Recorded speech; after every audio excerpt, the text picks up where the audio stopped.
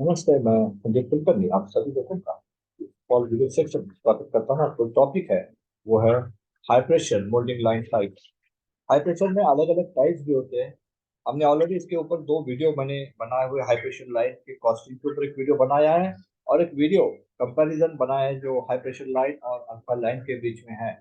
और ये तीसरा वीडियो हम हाई प्रेशर के ऊपर बनाने जा रहे हैं जिसमें हाई प्रेशर के अलग अलग टाइप्स के बारे में थोड़ी बहुत जानकारी लेंगे, क्योंकि हाई प्रेशर लाइन में जो टाइप्स है वो अलग अलग तरीके होते हैं, अलग अलग टाइप्स में हाई प्रेशर आती है। तो आपके आपको इसके ऊपर जानकारी देने के लिए हमने वीडियो को बनाया है। High pressure line HPML that is high pressure moulding line. इसमें नॉर्मली जो प्रेशर है 10 से 11 बार तक ये प्रेशर रहता है and it is introduce to multiple productivity to multiply the productivity of the foundry with less manpower by taking help of higher level technology and automation. Basically high pressure line में हमें higher productivity higher volumes को लेके ये lines बनते हैं और इसमें basically हम हायर लेवल की टेक्नोलॉजी और ऑटोमेशन का इस्तेमाल देखते हैं। There are mainly three types of high pressure moulding lines. अलग अलग तीन तरीके के मोल्डिंग लाइंस हाई प्रेशर में रहते हैं। Number one is horizontal parted plastic line, जिसमें हॉरिजॉन्टल पार्टेड लाइन होती है जिसमें प्लास नहीं होता है, जो केक जिसे हम केक लाइन बोलते हैं। दूसरी होती है वर्टिकल पार्टेड प्लास्टिक लाइन, जो केक लाइन होती है लेकिन वो वर्टिकल टाइप में होती है। And third one is horizontal parted pliers line. ये जो तीसरी लाइन है दैट इज हॉरिजॉन्टल पार्टेड प्लास के साथ में होती है। इसमें केक नहीं होता है, इसमें फ्लास्क इस्तेमाल की जाती है, बॉक्सेस इस्तेमाल किए जाते हैं और इसमें हम मोल्डिंग पिन और बुश जो नॉर्मली अल्फा लाइन में भी इस्तेमाल होते हैं वही होल्डिंग पिन बुश का इस्तेमाल होता है, लेकिन ये हाई प्रेशर होती है, इसमें हॉरिजॉन्टल पार्टिंग लाइन होती है। तो let us start with this video. ये जो कुछ पिक्चर्स आप देख रहे हैं हाई प्रेशर लाइन के, horizontal parted first line. Here molding is done with in a horizontal parted molding line with a flask without flask. तो यहाँ पर केक होता है, प्लास्टिक्स होता है, फ्लास्क के वजह से फ्लास्क नहीं होता है तो केक्स बनते हैं और that moulds are in the form of cakes. They are protected with using by jacket and weights. इसमें जैकेट्स और वेट का इस्तेमाल होता है। जब भी ये हॉरिजॉन्टल पार्टेड मोल्ड्स बाहर आते हैं तो इसमें ऊपर हम जैकेट इस्तेमाल करते हैं, जैसे हम पुराने जमाने में देखते कि हैंड मोल्डिंग में इस्तेमाल करते थे, जहाँ पर हैंड मोल्डिंग लाइन में हम जैकेट्स डालते थे, उसी तरह ये जैकेट होता है, उसके ऊपर वेट रखा जाता है तो उससे ये प्रोटेक्ट करते हैं केक्स को। जिसमें हम कोई इसमें कोई क्लैंपिंग नहीं होता है। इसमें हमें जैकेट के सहायता से ऊपर और नीचे जो बक्सा क्लोज हुआ है उसको हम प्रोटेक्ट करते हैं मेटल बाहर ना आने के लिए, और उसके ऊपर वेट रखते हैं उससे प्रॉपरली सिक्योर करने के लिए। So weights are ensure that the metal passing through the parting line and jackets are hold on the top and the bottom half mold together. तो ये basically horizontal part plastic line होती है। This is how it looks like. जैसे आप देख रहे हैं यहाँ पर वेट्स है और जैकेट है, तो वेट के बीच में वो पोरिंग बेसिन की जगह है, वहीं पे हम पोरिंग करते हैं। नीचे आप सिल्वर कलर में जैकेट को देख रहे हैं, तो इस तरह से basically horizontal parted plastic line रहती है। uh, ये आप देख रहे हैं मोल्ड और जैकेट जैकेट को और वेट को किस तरह से केक के ऊपर रखा जाता है, उसके एक फोटो यहाँ पर हम दिखा रहे हैं रोल ओवर मेथड्स के हिसाब से। तो this is jacket we can say, ये जैकेट है, बीच में हम पोरिंग के लिए जगह हुई है। Second one is a vertical parted plastic line. यहाँ पर सेम केक होता है लेकिन यहाँ पर जो पार्टिंग लाइन है हॉरिजॉन्टल वर्टिकल होती है। So moulds are in vertical parted without flask. तो here there is no scope and track. जैसे मैंने बताया कि हॉरिजॉन्टल में स्कोप और ट्रैक को हम क्लोज करते हैं, स्कोप और ट्रैक होता है, यहाँ पर स्कोप और ट्रैक मोड नहीं होता। यहाँ पर front end bottom, front side और बैक साइड मोड होता है। एक फ्रंट साइड मोड और उसको उसको जोड़ के बैक साइड मोड होता है।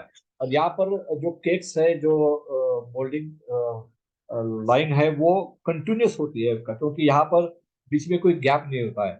जैसे कि फ्रंट मोल्ड आ गया, उसके बाद में बैक मोल्ड आ गया, फिर फ्रंट मोल्ड आ गया, फिर बैक मोल्ड आ गया, तो ये लाइन कंटिन्यूस लाइन है। यहाँ पर ना जैकेट होता है ना कोई वेट होता है। आपको कंटिन्यूस लाइन में यहाँ पर पोरिंग किया जाता, मोल्डिंग किया जाता है और उसी में आपको पोरिंग करना पड़ता है। So here moulds are supported by mould itself and there is a chain of molds without any box or jacket. यहाँ पर कोई बॉक्स और जैकेट नहीं होता है। Moulds are supported from sides by mold here itself, so the weight or clamping is not required to avoid leakages through the parting line. यहाँ पर एक डिसएडवांटेज ये है कि यहाँ पर बिकॉज ऑफ मोल्ड्स का सपोर्ट मोल्ड ही करते हैं, तो जो परमेबिलिटी होती है, जो गैस पासिंग होता है, उसके ऊपर काफी आपको ध्यान देना पड़ता है। आपको जो आपकी सैंड के अंदर की परमेबिलिटी उसे कंट्रोल करना पड़ता है। As the mould is flowing from the top to bottom. एक और इम्पोर्टेंट चीज है कि आपका जो गेटिंग है वो टॉप से बॉटम, यानी बॉटम गेटिंग होता है बेसिकली। तो बॉटम गेटिंग होने की वजह से आपको गेटिंग सिस्टम में भी काफी काम करना पड़ता है। It's good for basically proper filling of mould, लेकिन इसमें आपको जो ट्रेडिशनल गेटिंग सिस्टम है वो नहीं चलती है। यहाँ पर आपको अलग तरह की गेटिंग सिस्टम को अडॉप्ट करना पड़ता है। जहाँ का स्किल लेवल है गेटिंग सिस्टम का वो अलग होता है। साथ ही में मोल्ड की परमेबिलिटी बहुत इंपॉर्टेंट फैक्टर मायने रखती है। यहाँ पर आपको स्टैंड कॉट ज्यादा नहीं मिलता है, so you can not go for heavy castings.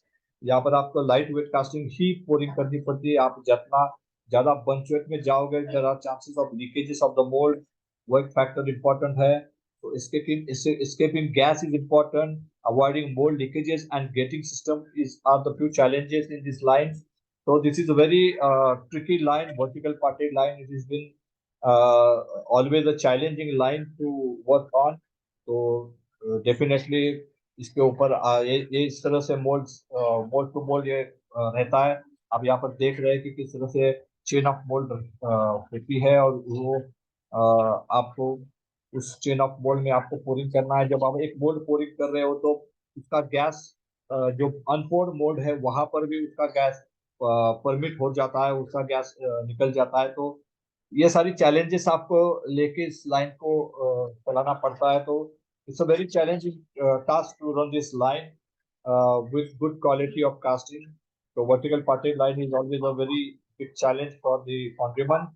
जो तीसरी लाइन है that is horizontal parted with flask. Here moulding is done in a horizontal parted line. जैसे हमने पहले लाइन देखा horizontal drag and mould is available, लेकिन यहाँ पर आपको फ्लास्क के साथ भी काम करना है। तो mould are supported by cast and moulding boxes. Basically ये जो लाइन है this is a bigger lines, ये बहुत बड़ी बड़ी लाइन्स है। बिकॉज फ्लास्कलेस लाइन में या केक में आप हॉरिजॉन्टल हो या वर्टिकल हो, there are limitation of bunch weight. यहाँ पर बंच वेट का लिमिटेशन जहां पर एक्सीड हो जाता है, that is bigger than 800 by 800 mm। जहाँ पर आपका बंच वेट ज्यादा हो लेकिन हाई प्रेशर लाइन है, वहां पर ये बॉक्से का इस्तेमाल हो जाता है।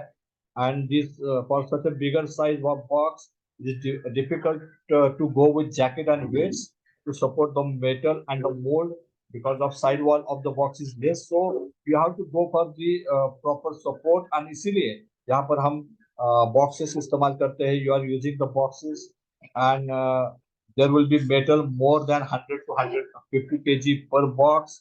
और ये इसी के सपोर्ट के लिए बेसिकली हमें यहाँ पर हाई प्रेशर लाइन में फ्लास्क का इस्तेमाल करना पड़ता है। तो this is horizontal parted with flask. तो ये बेसिकली तीन टाइप के बेसिकली हाई प्रेशर लाइन है। इसके सिवा एक और लाइन जिसे हम सेमी हाई प्रेशर कह सकते हैं, जहाँ पर पिस्टन का इस्तेमाल होता है, जहाँ पर जोल्टिंग और स्क्वीजिंग नहीं होता है और हाई प्रेशर भी नहीं होती है, यहाँ पर पिस्टन का इस्तेमाल होता है। ऐसे भी कुछ लाइनें कुछ बनती है जहाँ पर बेसिकली पिस्टन से आपके सैंड को रैम किया जाता है, और that piston is working with a heavy pressure. और वो एक सेमी ऑटोमेटिक बोल सकते हैं या सेमी हाई प्रेशर लाइन बोल सकते हो। तो वो भी एक लाइन है जिसके बारे में यहाँ पर मैंने ज्यादा जानकारी नहीं दी है, लेकिन इस तरह की एक लाइन होती है जहाँ पर पिस्टन के मदद से आपका मोल्ड का ड्राइविंग होता है। यहाँ पर प्रेशर जो है वो पिस्टन के साथ में पिस्टन के मदद से मोल्ड को कॉम्पैक्ट किया जाता है। तो वो एक लाइन है, वो भी फ्लास्क के साथ में आती है। तो वो एक लाइन जिसके बारे में आपको शायद कुछ जानकारी इसके बारे में रहेगी। तो ये सारे हाई प्रेशर लाइन के अलग अलग टाइप्स है, अलग अलग वैरायटीज है, जिसके बारे में मैं आपको बहुत ही बेसिक जानकारी देने की कोशिश यहाँ पर की है, ताकि आपको थोड़ी बहुत हाई प्रेशर के बारे में जानकारी हो, जिसके बेसिक जानकारी हो, और आप समझ सकते हैं कि हाई प्रेशर लाइन बेसिकली क्या होती है, किस तरह होती है, इसके टाइप्स क्या होते हैं। तो जब भी आप इसको सिलेक्शन करने जाओगे तो डेफिनेटली तीनों चारों लाइन के बारे में जरूर सोचिएगा, चारों टाइप के बारे में जरूर सोचिएगा। और ये इट डिपेंड्स कि आप कौन से प्रोडक्ट बनाने जा रहे हैं, आपके प्रोडक्ट मिक्स क्या है, उसके ऊपर इसका सिलेक्शन आपको करना है, कौन सी लाइन आपके लिए सुटेबल है, कौन सी लाइन आपको लेनी है। डिपेंड्स ऑन हाउ कुछ parts you are going to made, उसका बॉक्स वेट क्या है, उसका बंच वेट क्या है, इन सारी चीजों के ऊपर आपको ये डिसीजन लेना है। And hope your this video will help you in getting that information, getting the knowledge, and deciding the appropriate line as well. So thank you very much for watching this video patiently, and I hope it will be very informative for you. Thank you.